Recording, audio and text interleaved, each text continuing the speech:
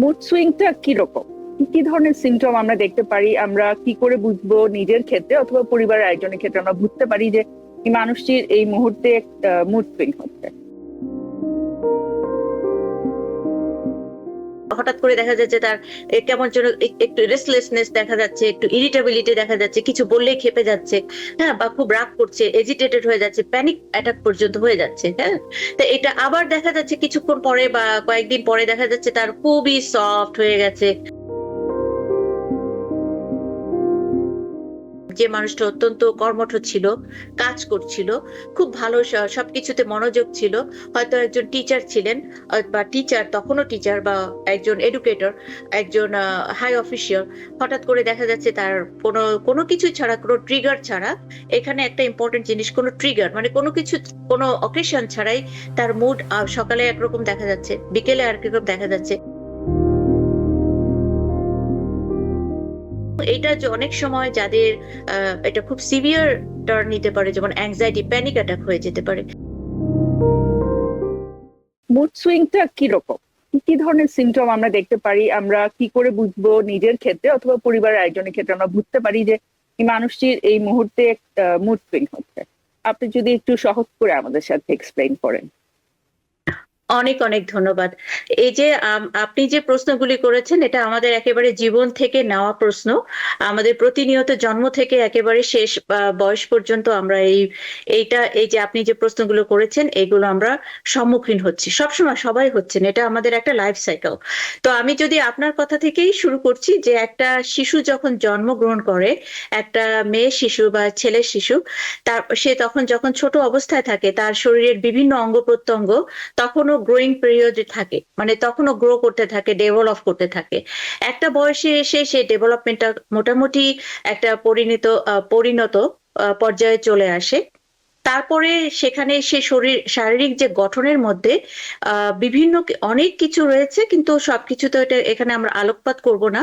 আমরা যেটা আলোকপাত করছি সেটা হচ্ছে আমাদের হরমোন রিলেটেড, আমাদের যে লাইফ সাইকেলে যে চেঞ্জগুলি আসছে, সেই চেঞ্জগুলি, যেটা একটা একটা একটা পর্যায়ে গিয়ে একটা ট্রানজিশন হচ্ছে, আবার আরেকটা বয়সে গিয়ে আরেকটা চেঞ্জ আসছে। তো এই যে সাইকেলটা, লাইফ সাইকেলটা, যেটা জন্ম থেকে একেবারে মৃত্যু পর্যন্ত আমাদের চলতে থাকে, ছেলে মেয়ে সবারই চলতে থাকে।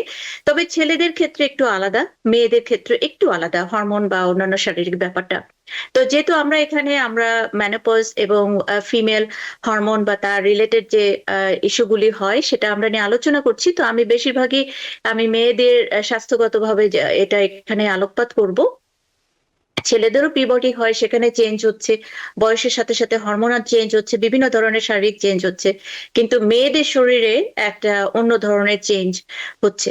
জন্ম থেকে যে বাচ্চাটা, শিশু বাচ্চাটা বড় হলো, পিবর্টিতে যখন পৌঁছাচ্ছে, তখন কিন্তু তার শারীরিক একটা চেঞ্জ আসে, কারণ হচ্ছে তার ফিমেল হরমোন, এই যে ফিমেল হরমোনটা, এই ফিমেল হরমোনটা যখন সেই সময় মানে শরীর থেকে ফিমেল হরমোনটা বেশি করে তৈরি করতে থাকে, যার জন্যে আমাদের শারীরিক মানসিক একটা চেঞ্জ হয়।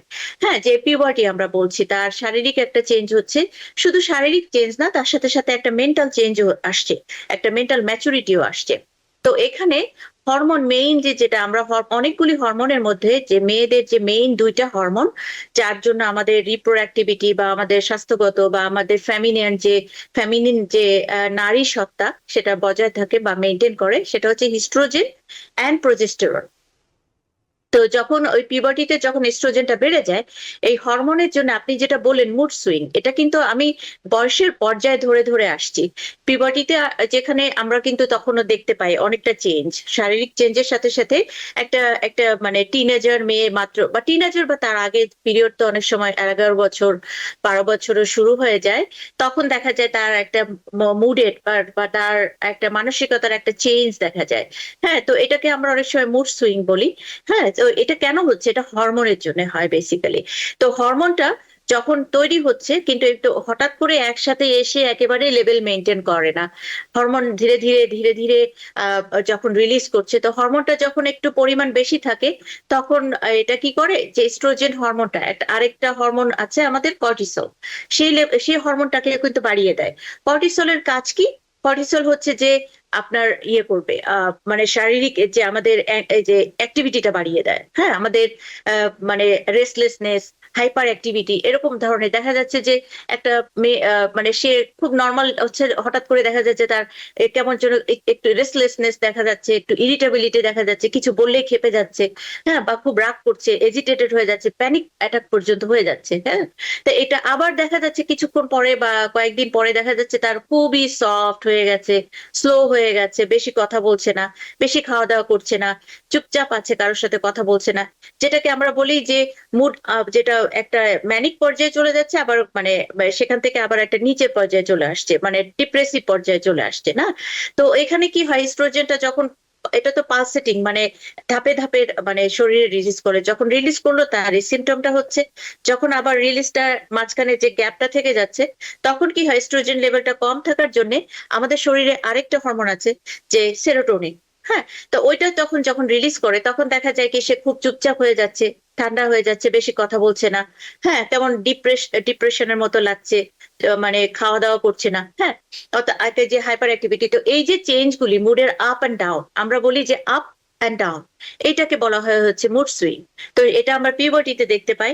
আবার যখন মেয়েটা আরো বড় হয়ে যাচ্ছে, যখন প্রেগনেন্ট হচ্ছে, প্রেগনেন্ট হওয়ার পরে ওটাও কিন্তু হরমোনের একটা বিশাল একটা ব্যাপার থাকে, এখানে ইস্ট্রোজেন প্রজেস্টেরন একটা বিশাল ভূমিকা পালন করে, তখনও আমরা দেখতে পাই এই মুড সুইংটা, কারণ এটা হচ্ছে শুধুমাত্র হরমোনের যে ইমব্যালেন্সটা, এটা হরমোনটা রিলিজ করছে, তার জন্য যে এফেক্ট হচ্ছে, যখন আবার এটা হরমোনটা কিন্তু আমাদের শরীরে পালসে, মানে একেবারে এরকম মানে কন্টিনিউয়াস একটা ফ্লো না, পালসেটায় আসছে, আবার রিলিজ হচ্ছে, আবার একটু গ্যাপ থাকছে, রিলিজ হচ্ছে, এই আপ ডাউনের জন্যই কিন্তু আমাদের মুড সুইংটা হচ্ছে। তারপরে আমরা দেখি প্রেগনেন্সির পরে, যখন পোস্টপার্টাম, বাচ্চাটা জন্ম দেওয়ার পরে, তখন কিন্তু আরেকবার আরেক ধরনের হরমোনাল, এতদিন যে প্রজেস্টেরন লেভেলটা অনেক বেশি ছিল, প্রজেস্টেরনটা কমতে শুরু করে, ইস্ট্রোজেন প্রজেস্টেরনের আবার ওটা কমতে শুরু করে, তখন আমরা দেখি মুড সুইংটা। এই যে মুড সুইং যেটা আমি বললাম যে আমাদের মেন্টালিটির যে মানে যে মুডের যে আপ এন্ড ডাউন হচ্ছে। তো আহ এরপরে আরো একটা পর্যায়ে আছে, যখন আমাদের আমরা বলি পেরি ম্যানোপোজাল স্টেট, মানে হচ্ছে যখন মানে ম্যানোপোজের কাছাকাছি চলে এসছে, অ্যাভারেজ ধরেন এটা 51 ইয়ার্স এর দিকে হতে পারে, 45 থেকে 55 ইয়ার্স এর মধ্যে নর্মালি মেয়েরা ম্যানোপজে চলে যায়। অনেক সময় রেয়ার কেসে 60 ইয়ার্স পর্যন্ত এটা কন্টিনিউ করতে পারে, কিন্তু সেটা হচ্ছে এক্সট্রিমলি রেয়ার। তো অ্যাভারেজ যদি আমরা 51 ধরি, দেখা যাচ্ছে যে যে মানুষটা অত্যন্ত কর্মঠ ছিল, কাজ করছিল, খুব ভালো সবকিছুতে মনোযোগ ছিল, হয়তো একজন টিচার ছিলেন, বা টিচার, তখনও টিচার বা একজন এডুকেটর, একজন হাই অফিসিয়াল, হঠাৎ করে দেখা যাচ্ছে তার কোনো কোনো কিছু ছাড়া, কোনো ট্রিগার ছাড়া, এখানে একটা ইম্পর্টেন্ট জিনিস, কোনো ট্রিগার মানে কোনো কিছু, কোনো অকেশন ছাড়াই তার মুড সকালে একরকম দেখা যাচ্ছে, বিকেলে আর একরকম দেখা যাচ্ছে, কিছু বললে ক্ষেপে যাচ্ছে, হ্যাঁ, তারপরে রাতে ঘুমাতে পারছে না, প্রচন্ড কেমন যেন একটা অস্থিরতা ভাব, কোনো কিছুতে মন বসাতে পারছে না, মনে করতে পারছে না, বা বলছে যে আমার এটা ভুলে যাচ্ছি বারবার, যেমন ব্রেন ফগ যেটা হয় সেরকম একটা সিমটমের মতো দেখা দিচ্ছে, হার্ট রেট বেড়ে যাচ্ছে, হ্যাঁ, তারপরে আবার হার্ট রেট এমন পর্যায়ে বেড়ে যেতে পারে যে মানে একেবারে মানে আমরা বলি ইরেগুলার হার্ট, অ্যারিথমিয়া পর্যন্ত হয়ে যেতে পারে, হ্যাঁ। তখন যে খুবই ভালো চিন্তা করে করে সবকিছু লিখতেন বা সবকিছু পড়তেন, সে এখন কনসেন্ট্রেটও করতে পারছে না, রাতে ঘুমাতে পারছে না, যখন ঘুমাতে যাচ্ছে খুব ডিফিকাল্ট হচ্ছে ঘুমাতে, আবার ঘুমাতে গেলেও ঘুমটা মেনটেন করতে পারছে না, একটা অস্থির একটা সময়ের মধ্যে দিয়ে পার করছে। এবং এটা যে অনেক সময় যাদের এটা খুব সিভিয়ার টার্ন নিতে পারে, যেমন অ্যাংজাইটি, প্যানিক অ্যাটাক হয়ে যেতে পারে, হ্যাঁ, প্যানিক অ্যাটাক হয়ে যেখানে একেবারে মনে হয় যেন সাইকোটিক হয়ে যাচ্ছে, অ্যাকুট সাইকোসিসের মতো একটা ফিচার মানে তার সিমটম ডেভেলপ করতে পারে। আবার দেখা যায় যে কিছুক্ষণ পরে তার আবার কয়েকদিন এরকম পরে, কয়েকদিন পরে গিয়ে দেখা গেলো যে হঠাৎ করে সে আবার চেঞ্জ হয়ে যাচ্ছে, তার মুডটা কেমন স্লো হয়ে গেছে, বেশি কথা বলছে না, উইথড্রল টাইপের, হ্যাঁ, ফেটি, খাওয়া দাওয়া ঠিক মতো করছে না, দেখা যাচ্ছে কেউ কেউ ওয়েট গেইন করে, আবার কেউ দেখা যায় ওয়েট লস করছে। তো এই যে আমরা সিমটম গুলি একটা মানে বয়সের পর্যায়ে আমরা দেখি, যেটাকে আমরা বলি মুড সুইং, আর এটা বেসিক্যালি এটা হয় হরমোনাল ইমব্যালেন্সের জন্য। ধন্যবাদ। অসংখ্য ধন্যবাদ। আমরা জানি যে মুড সুইং এর কিন্তু আসলে হরমোনাল ইনফ্লুয়েন্স গুলো অনেক বেশি গুরুত্বপূর্ণ মানুষের জীবনে, এই কারণে যে আমরা দেখি যে এই মুড সুইং এর মতো সিচুয়েশন শুধুমাত্র আমরা ব্যক্তি পর্যায়ে রিকগনাইজ করতে পারি না বলে মানুষের ব্যক্তিগত জীবনে তার পারিবারিক সম্পর্ক নষ্ট হয়ে যায়, হয়তোবা তার জীবন সঙ্গী বা তার সঙ্গীর সাথে তার সম্পর্ক শেষ হয়ে যায়। একইভাবে আমরা খুব দেখি যে প্রেগনেন্সির সময়ও কিন্তু বিশেষভাবে অনেক সময় পোস্টপার্টাম পিরিয়ডে বাচ্চা হবার পরে অনেক মানুষেরই আমি দেখি যে তাদের ডিভোর্সের মতো সিচুয়েশন হয়ে যায়। এটি কিন্তু আসলে দেখা যায় যে স্ট্রেস তো থাকেই, কিন্তু হরমোনটাও এত বড় একটি রোল প্লে করে যখন মানুষের আসলে পেশেন্সটা অনেক কমে যায়। এবং সেখান থেকে দেখা যায় যে মানুষ বুঝতে পারে না কিন্তু যে কেন এরকম হচ্ছে। এবং অনেকেরই দেখা যায় যে ব্যক্তি জীবনে তার রিলেশন গুলো শেষ হয়ে যায়। তো আর কি কি সিচুয়েশনে আসলে মুড সুইং আমরা কমনলি অবজার্ভ করে থাকি? এটা ছাড়াও এটা তো মানে আমরা যদি মুড সুইংটাকে দুই ভাগে মানে একটা ধরতে পারি যে সিচুয়েশনাল বা বডি যেটা ফিজিওলজিক্যাল একটা চেঞ্জের জন্য যে মুড সুইংটা হচ্ছে, সেটা আমরা এই যে এতক্ষণ আমরা আলোচনা করলাম, যেটা বয়সের সাথে সাথে যে ট্রানজিশন পিরিয়ড গুলির মধ্যে দিয়ে আমরা যাচ্ছি, যেখানে হরমোনাল চেঞ্জের জন্য হচ্ছে। এবং এটা বেশিরভাগ ক্ষেত্রে দেখা যায় এটা টেম্পোরারি। হ্যাঁ, যদি আর অনেক সময় সিভিয়ার হতে পারে, অনেকেই দেখা যায় অনেক ক্ষেত্রে মানে তার মুড সুইংটা এতটা সিভিয়ার লেভেলে চলে যায় যে হয় আমি বললাম যে অ্যাকিউট সাইকোসিস ডেভেলপ করতে পারে। হ্যাঁ, অথবা এতটা ডিপ্রেশনে চলে যায় যে তার সেলফ স্টিমটা কমে যাচ্ছে। সে অনেক সময় সেলফ থ্রেট মানে হচ্ছে সুইসাইডাল আইডিয়েশন, সুইসাইডাল অ্যাটেম্প্ট পর্যন্ত করতে পারে, সুইসাইডও করতে পারে, যেটা আমরা পোস্টপার্টাম ডিপ্রেশন যেখান থেকে আমরা মানে এটা এতটা অনেক সবসময় হয় না, খুব রেয়ার কেসে এত সিভিয়ার লেভেলে চলে যায় যে দেখা যায় যে নিউবর্ন মা সুইসাইড সুইসাইড করে ফেলেছে বা সুইসাইডের অ্যাটেম্প্ট নিচ্ছে। তো এটা খুব সিরিয়াস লেভেলেও চলে যেতে পারে। তো সেই জন্যে আমাদের প্রথম যেটা দরকার সেটা হচ্ছে যে রিকগনাইজ করা, এটা হচ্ছে হরমোনের জন্য যেটা আমাদের ন্যাচারালি হচ্ছে। আরেকটা হচ্ছে যে মানুষের যেটা অসুস্থতা, হ্যাঁ, যে অসুস্থতা হচ্ছে যে যে কোনো কারণে সেটা এটা কোনো হরমোনের জন্য হচ্ছে না, এটা তার জেনেটিক মানে এটাকে আমরা বলি যে ডিজিজ, সাইকোলজিক্যাল ডিজিজ। সাইকিয়াট্রিতে বলা হচ্ছে যে মুড সুইং, যেটার মেইন আরো সিভিয়ার ফর্মে যে মুড সুইংটা হয় ওটাকে বলা হয় বাইপোলার ডিসঅর্ডার, যেটা সাইকিয়াট্রিতে বলা হচ্ছে। সেখানেও কিন্তু মুড সুইং হয়, একইভাবে মুড সুইং হচ্ছে, ওটার সিভিয়ারিটিটা এটার সাথে অনেক মিল আছে। যে একই রকম মানে কিরকম পর্যায়ে যে সে, এবং কিন্তু সেলফ অনেক সময় রিকগনাইজ করতে পারে না ইনিশিয়ালি, সে মনে করে যে এটা বোধহয় আমি নতুন ক্লাসে উঠেছি সেজন্য বোধহয় আমি স্ট্রেস পড়ে গেছে, বা আমি নতুন জব নিয়েছি সেজন্য বোধহয় একটু স্ট্রেস পড়ে গেছে, সেজন্য হয়তো এটা হচ্ছে। প্রথম দিকে এটা বুঝতে পারে না, বেশিরভাগ মানুষ এটা বুঝতে পারে না। কিন্তু যখন দেখে যে আমার মানে কোনোভাবে সেটা কন্ট্রোলের মধ্যে থাকছে না, আমাদের কিন্তু অনেক কিছু আমরা কন্ট্রোল করতে পারি স্বাভাবিক অবস্থায়, যে সামান্য আপ ডাউন হলে। কিন্তু এক্ষেত্রে যাদের অসুস্থতা থাকে মানে বিশেষ করে বাইপোলার, বাইপোলারের কারণটা এখনো পর্যন্ত আমরা সঠিকভাবে জানি না, কিন্তু যেটা বলা হচ্ছে এটা যদি জেনেটিক কারণে ফ্যামিলি হিস্ট্রি যদি থাকে তাদের ক্ষেত্রে হতে পারে। মেইনলি এটা ব্রেনে যে আমাদের নিউরো ট্রান্সমিটার থাকে বা কেমিক্যালস গুলি আছে সেটার ইমব্যালেন্স বা স্ট্রাকচারাল কোনো যদি ইমব্যালেন্স থাকে বা স্ট্রাকচারাল প্রবলেম থাকে, তাদের ক্ষেত্রে বাইপোলার হতে পারে। তো তাদের ক্ষেত্রেও কিন্তু এটা হয়, তারা কিন্তু বুঝে উঠতে পারে না কেন আমার এটা হচ্ছে।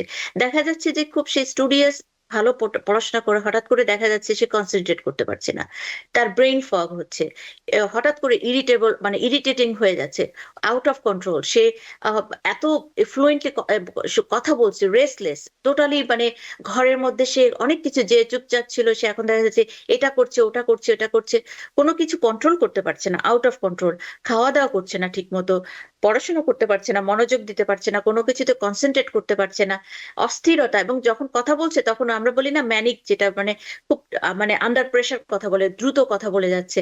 আবার কিছুদিন পরে দেখা গেল এইটা দেখো আবার ডিপ্রেসিভ মুডে চলে যেতে পারে, তখন চুপচাপ হয়ে যায়, কথা বলে না, উইথড্রল হয়ে যাচ্ছে, ক্লাসে যাচ্ছে না, বা যে চাকরি করছে সে চাকরিতে যাচ্ছে না, কোনো কিছু করছে না, নিজেকে আইসোলেট করে রাখছে, ঘুমাচ্ছে না ঠিক মতো। সে আবার বলছে আমার ঘুম হচ্ছে না, ঘুম হলেও বলে যে আমার ভালো বা ঘুম হয় নাই, বা ফেটিক হয়ে যাচ্ছে। দেখা যাচ্ছে যে যারা স্কুল কলেজে পড়ে তাদের পড়াশোনা ড্রপ করতে শুরু করেছে, যারা চাকরি করে দেখা যাচ্ছে তাদের ক্যারিয়ারে প্রবলেম দেখা দিচ্ছে, অনেকে জব লস করে ফেলছে। হ্যাঁ, এটা এই জন্যে। কিন্তু মুড সুইং যেটা আমাদের হরমোন রিলেটেড, মেয়েদের যে প্রেগনেন্সির সময়ে, পিউবার্টির সময়ে, এবং যখন মেনোপজ মানে পেরি মেনোপজাল স্টেটে হচ্ছে, সেটার সাথে বাইপোলারের ডিফারেন্সটা হচ্ছে যে মুড সুইংটা এটা যখন হরমোনটা ব্যালেন্সে চলে আসে তখন কিন্তু এটা ঠিক হয়ে যায়। ওষুধ ছাড়াই বেশিরভাগ ক্ষেত্রে ঠিক হয়ে যায়। আর কিন্তু যেটা বায়োপোলার, যেটা অর্গানিক ডিজিজ আমরা বলি, এটা কিন্তু কোনোভাবে ঠিক হয় না। এটা কন্টিনিউয়াসলি যদি এটাকে ট্রিটমেন্টে না নেওয়া হয়, যদি অ্যাটেনশন না দেওয়া হয়, এটা ক্রনোলজিক্যালি বাড়তে থাকে এবং সেটা আউট অফ কন্ট্রোলে চলে যায় এক সময়, এবং এটা ট্রিটমেন্ট করার প্রয়োজন হয়। যেমন মুড সুইংটা, যদি আমি কারো মেনোপজের সময় যেটা বলা হয়, মুড সুইংটা খুব বেশি হলে মানে মানে যদি খুব বেশি সময় ধরে থাকে তাহলে সেটা 4 থেকে 8 বছর। কিন্তু নর্মালি যখন হরমোনটা কমতে কমতে যখন প্রোজেস্টেরন ও এস্ট্রোজেন একটা একটা লেভেলে চলে আসে, লোয়েস্ট লেভেলে চলে আসে, যেখান থেকে আর কমবে না, তখন দেখা যায় মুড সুইংটা কোনো ট্রিটমেন্ট ছাড়া তখন মানে ধীরে ধীরে এটা চলে যায়। কিন্তু বায়োপোলারটা কখনো যায় না, এটা পার্মানেন্টলি থাকে, ধীরে ধীরে আরো মানে খারাপ দিকে যেতে থাকে। তাদের অবশ্য ট্রিটমেন্টের প্রয়োজন হয়, এবং ট্রিটমেন্ট তাদের লাইফ লংই ট্রিটমেন্ট দরকার হয়, এবং আমরা তারা যদি সেলফ রিকগনাইজ করতে পারে। ধন্যবাদ। বাইপোলারের সাথে কম্পেয়ার করি তাহলে সেক্ষেত্রে mood swing, regular mood swing এর ক্ষেত্রে দেখা যায় যে প্রধান একটা যে পার্থক্য সেটি হচ্ছে episodic duration. Regular mood swing হয়তোবা একটা মানুষের ক্ষেত্রে 3 থেকে 4 ঘন্টা এপিসোডটা থাকে, তার হয়তোবা কোনো কারণে হঠাৎ করে খুব রেসিং থটস, ইরিটেবিলিটি, অ্যাঙ্গার, এ ধরনের ইমোশনাল আপস অ্যান্ড ডাউন হলো। কিন্তু বাইপোলারে দেখা যায় যে একটি ম্যানিক ফেজ থাকে, আবার একটি ডিপ্রেসিভ ফেজ থাকে, এবং তার ডিউরেশন হয়তোবা 1 সপ্তাহ ব্যাপীও থাকতে পারে। তো আমার মনে হয় এটা খুব সহজ ভাবে যদি মানুষ বুঝতে পারেন যে আমার কতক্ষণ ধরে প্রবলেমটা হচ্ছে, এবং বাইপোলার মতো সিচুয়েশন যদি হয়, তাহলে অবশ্যই দেরি না করে তার বিশেষজ্ঞ চিকিৎসকের পরামর্শ নিতে হবে। সব সিচুয়েশনেরই তো আসলে ট্রিটমেন্ট আছে। তো ট্রিটমেন্ট নিলে আশা করি অবশ্যই তারা ভালো থাকতে পারবেন, সুস্থ থাকতে পারবেন। তবে সব থেকে ইম্পর্টেন্ট হচ্ছে ফ্যামিলি মেম্বারদের রিকগনাইজেশনটা পাওয়া এবং নিজেও বুঝতে পারা। নিউ ইয়র্ক থেকে সম্প্রচারিত TVN 24 টেলিভিশন, বিশ্বজুড়ে বাঙালির কণ্ঠস্বর।